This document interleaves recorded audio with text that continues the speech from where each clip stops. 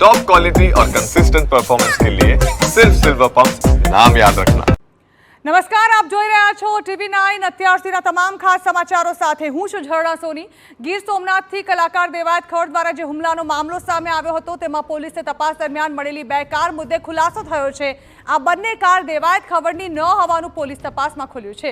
રાજકોટ અને અમરેલીના વ્યક્તિની કાર હોવાનું સામે આવ્યું છે। તાલાલા પોલીસ બંને કારના માલિકોને નોટિસ મોકલી છે। થોડા સમય અગાઉ જ બંને પાસેથી કાર લીધી હોવાનું ખુલ્યું છે। 2 દિવસમાં પોલીસ સ્ટેશને નિવેદન નોંધાવવા જણાવાયું છે। દેવાયત ખવડે 15 દિવસ પહેલા હુમલાનો પ્લાન બનાવવાની શક્યતા જોવાઈ રહી છે। ઉલ્લેખનીય છે કે ફોર્ચ્યુનર અને ક્રેટા કાર બિનવારસી હાલતમાં ધણેજ ગામના સીમ વિસ્તારમાંથી મળી આવી હતી। ફોર્ચ્યુનર કારના માલિક મિલન દાવડા હોવાનું સામે આવ્યું, જે રાજકોટના રહેવાસી છે, અને ક્રેટા કારના માલિક અમરેલીના રહેવાસી છે।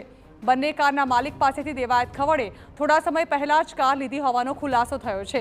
જો કે દેવાયત ખવડના પત્નીની પણ પૂછપરછ કરવામાં આવી છે।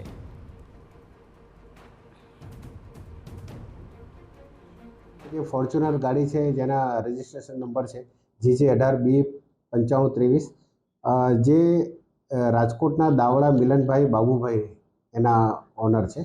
અને આ ગાડી એમની પાસેથી આશરે 15 દિવસ પહેલાં આ દેવાયતભાઈ કોઈ કામ હેઠળ લઈ ગયેલા હતા। તેમજ બીજી ગાડી છે ક્રેટા જેના રજિસ્ટ્રેશન નંબર છે GJ14BD8300 તે અમરેલીના મહેશભાઈ અમરુભાઈ વરુના ની છે। અને એ ગાડી એમની પાસેથી 1 અઠવાડિયા પહેલાં બનાવના એક અઠવાડિયા પહેલાં આ દેવાયતભાઈ લઈ ગયેલા હતા।